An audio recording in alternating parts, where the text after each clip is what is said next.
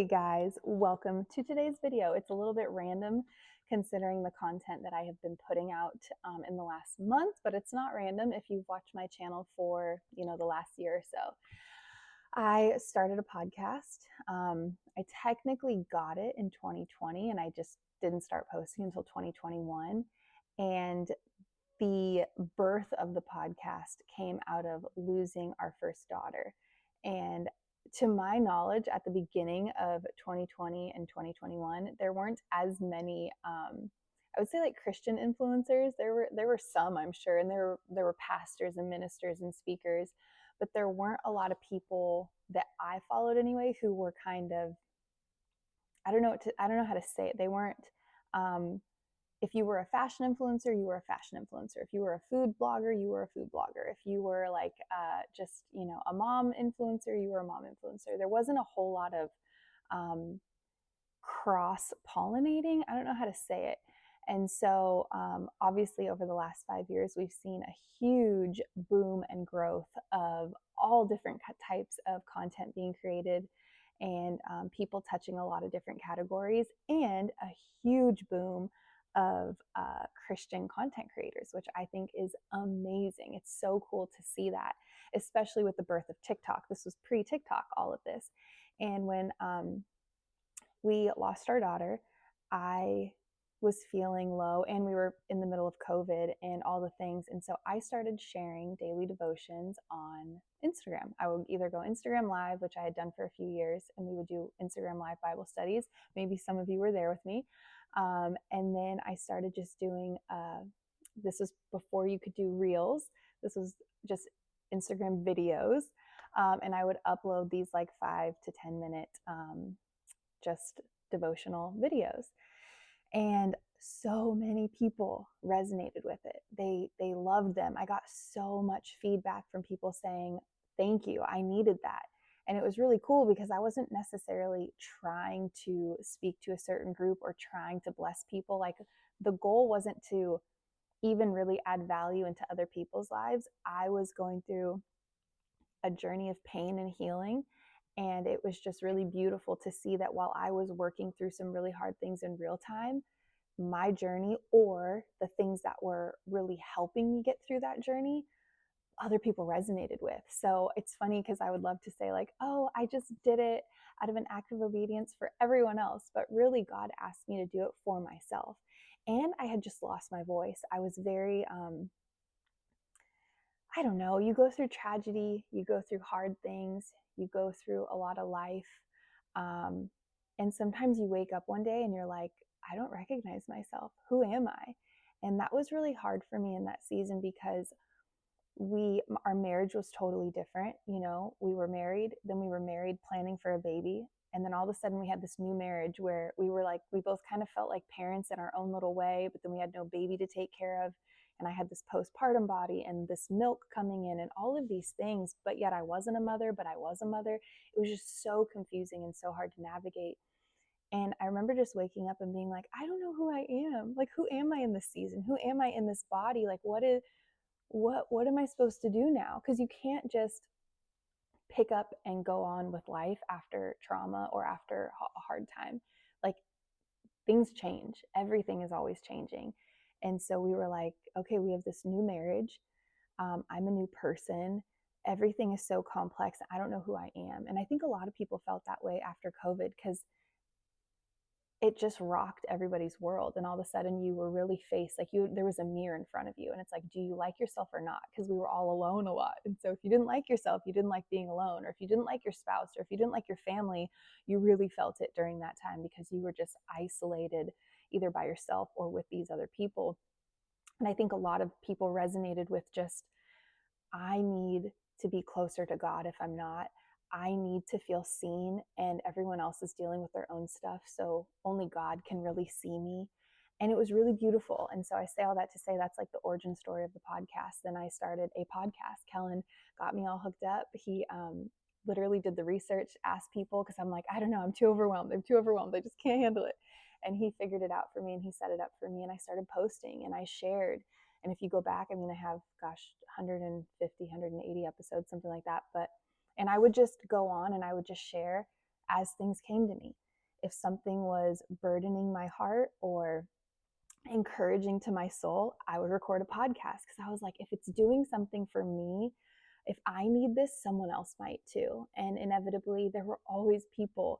And to this day, there are people that are like, we love your podcast. I still listen to it. I still go back and listen to old episodes. I miss it. When are you going to do more episodes? And I think it's it's been really interesting because I loved doing it. I loved it. I didn't monetize it on purpose. It was never about that. I don't necessarily believe that ministry should be monetized in that capacity. Do I think that you should be paid for what you offer people? I do. Do I think that it's unrealistic to take care of a family um, by not working and earning a wage? Like, I do think that there are certain things that being a good steward and working hard, um, it's a part of life.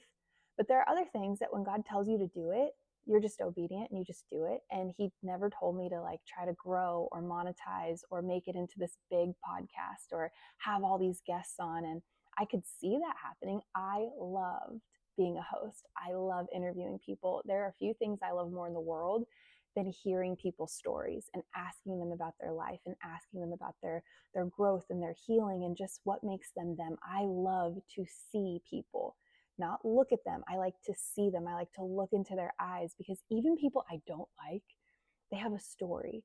And I guarantee you that if I can talk to them for long enough, I'm like, that's the thing I don't really like, but this is why. And I have context. And so, anyways, the seasons have just continued to change over the years of my life. So when I started the podcast, I had no children. I had just lost my first baby girl. I was coming out of infertility treatments and surgery and all of this stuff. We were coming out of a global pandemic. I went on to have my baby girl who's down the hall sleeping right now. I had her, then I had my son also down the hall sleeping. I got two miracles. So I was pregnant like 4 years in a row. I had babies 3 years in a row. And I still would come to the podcast and I would still post things and I would still share things and I would still, you know, I didn't feel like the Lord told me to stop, but he wasn't asking me to do it all the time. So I would just show up periodically when I felt that nudge from the Holy Spirit and I would try to just be obedient. That was my only goal, is just to be obedient.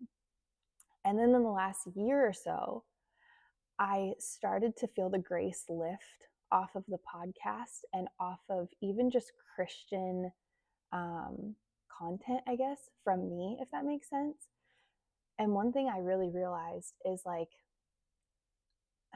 I think seeing other people exploit their relationship with God for followers, for likes, for money really aggravated and still does my spirit, because I know you guys. I know so many of you. Like when you're in tune with the Holy Spirit and you're discerning, you can feel like if you just tap into it a little bit, you can feel the difference between someone who is doing something out of an act of obedience and they just want to share what's on their heart, or they genuinely feel burdened to challenge or encourage someone or us as the masses with a message.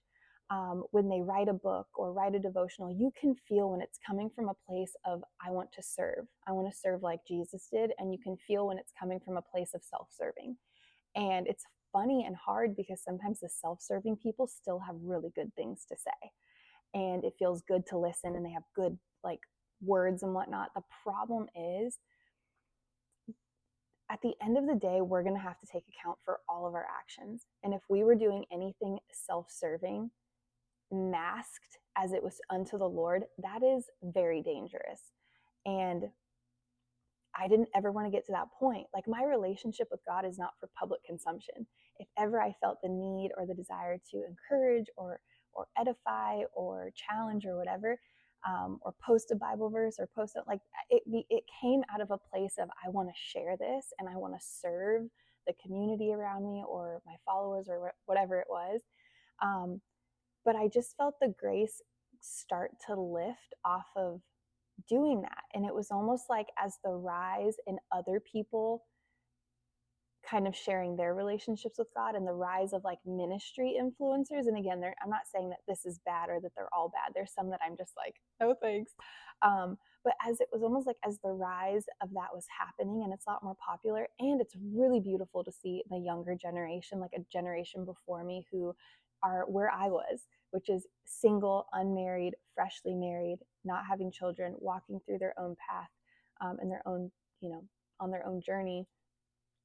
I think just seeing that is so encouraging. And it almost kind of felt like God was like, hey, it's like passing the baton, which is so silly because it's not like I was any big thing to pass a baton, but it was just something where I started to feel the pressure of performing.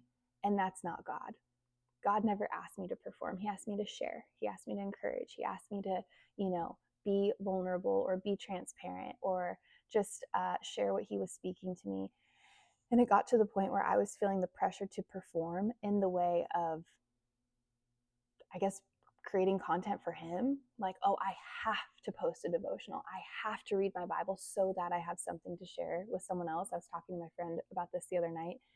And it was like the grace just continued to lift and lift and lift. And if you followed me since way back in the day, beginning of social media, in my early 20s, goodness, like almost 20 years ago, I've always been a Christian. I've always loved Jesus, but that was never my focal point of sharing content. And it wasn't out of fear. It wasn't out of, oh, I don't want to be persecuted or people don't like me. No, God just gave me so many things that I love and that I'm passionate about and that are enjoyable. And it was kind of like, I kind of was in one category and then another. And then I had this period of time where it was just solely, or at least the majority was just to encourage and to share my relationship with Jesus and to pray for people and encourage people. And it's been beautiful. And I'm not saying that season is over, but the podcast, for now, the grace is gone for that. I never, never, never, never, never want my relationship with God to be content. I don't want to go to him asking for something so that I can have a piece of content to post. I don't want to go like, Lord, give me a good prayer so I can put it on my story and I look really holy. I never want it to be like, give me a good idea for a reel so that it's like, no, I'm not interested in any of that. If anything, now more than ever, I have my relationship with God really close and really tight to my chest. It's like he's drawing me inward into this really intimate place again. And it feels so sacred and so beautiful, to the point where I could cry right now.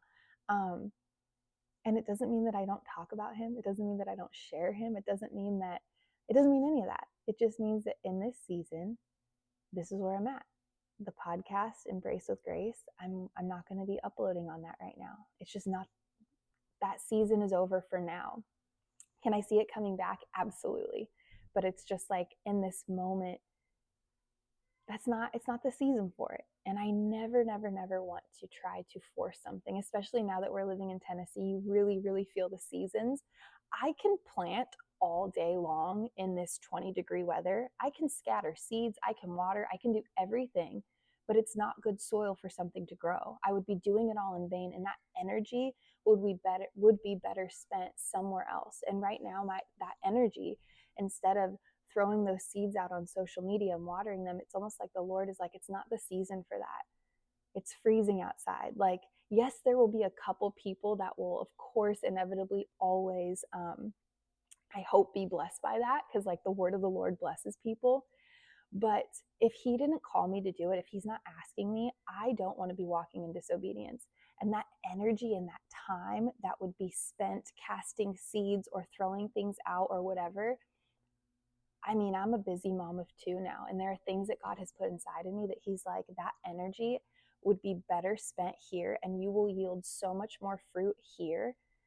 And I think a lot of times I know this is true for myself. It's like you're afraid to pivot from what is working or what you're used to. When you get into a rhythm and you're like, but this is what I do, but this is who I am. And I think that that's the other thing, is like my identity is shifting again. My identity will always be, I'm a child of God. And my identity will always be reflected in Christ. But I think my identity when I started the podcast was, wow, I don't know who I am. I'm rediscovering who I am. And now in this season, I know who I am. And because I know who I am again, and I know what God is calling me to do. There's a lot of unknowns, but because I know who I am, I know where my time is best spent and where it's not best spent. So, anyways, yeah, that is it for this video. I feel like it's a lot longer than I intended it to be, but I will still be here to probably make an encouraging video once in a while. I know that obviously I've been making a lot of cooking videos. I really feel like God is speaking to me and activating different creative areas of my um, brain again and of my soul, and like things are coming to life that have kind of not had a chance to come alive in a long time because I've been childbearing and child rearing and healing and doing all the things, and we've been moving and we've been renovating and moving again and all the things. But now I feel like there are these things coming up inside of me, and God's like, do you trust me to reach just as many people with this that isn't a Bible verse than with what you were doing when you were essentially preaching the gospel? And I'm like, yeah, God, you can do anything. So, anyways, that is it.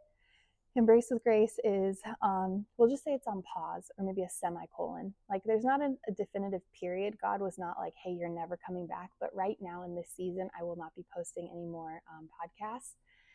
And but I'm going to leave them all live. So feel free to go back and listen, and hopefully they still bless you if you need them.